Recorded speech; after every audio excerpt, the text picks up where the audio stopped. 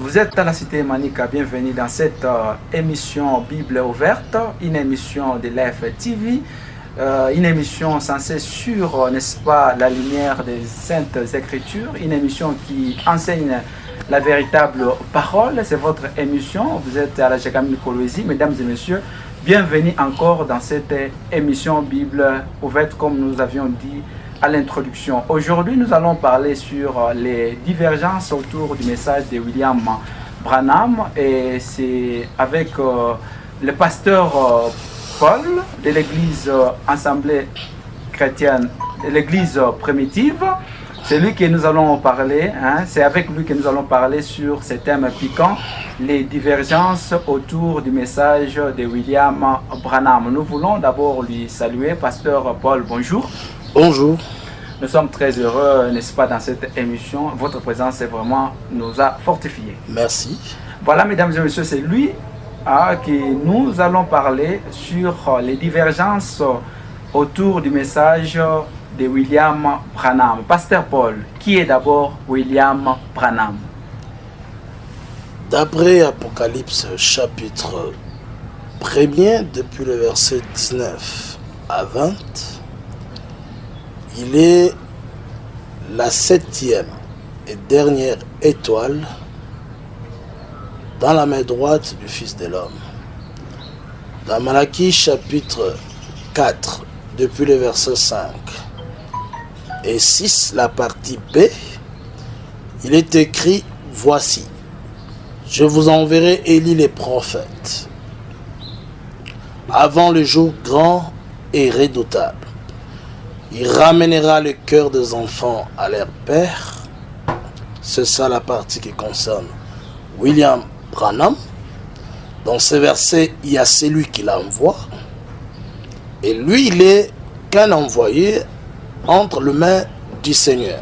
Matthieu chapitre 17 revient à cela, disant que Élie viendra. C'est le Seigneur qui est revenu à la charge pour prêcher cette écriture-là aux gens qui l'avaient posé la question, disant: pourquoi les scribes disent-ils qu'Élie doit venir premièrement?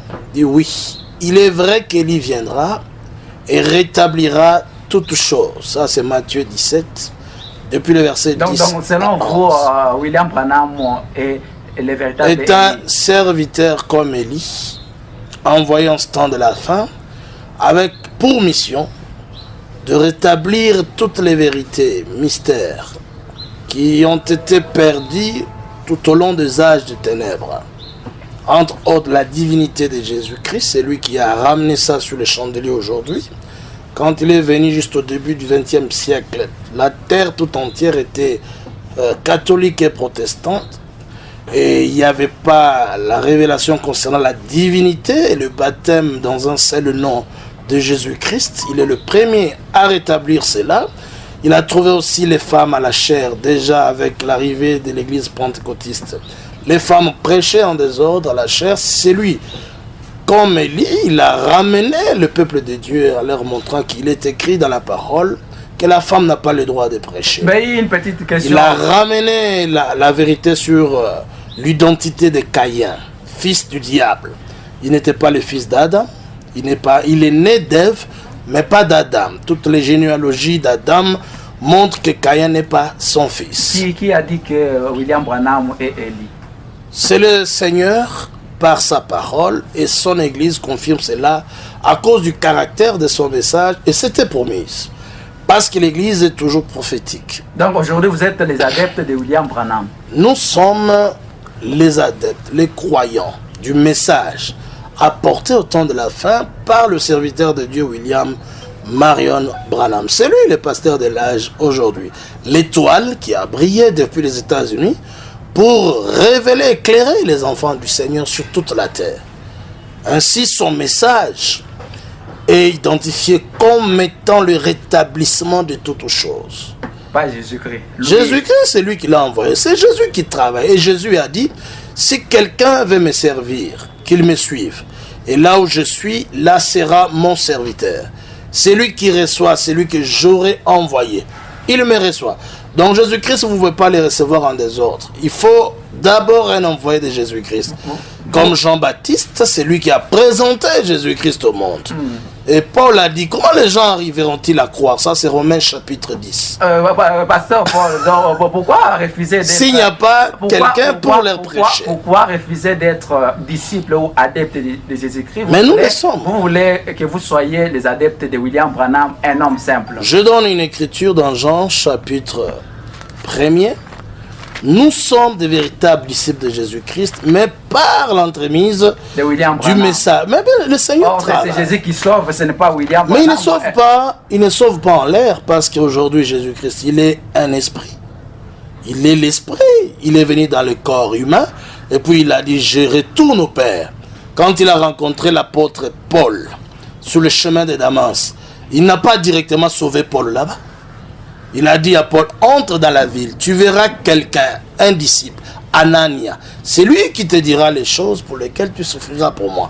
Quand l'ange est venu chez Corneille, l'ange n'a pas sauvé directement. Dieu n'est pas un Dieu de désordre. Il a dit à Corneille, acte 10, envoie à Jopé, qu'on te fasse venir quelqu'un du nom de Simon, surnommé Pierre.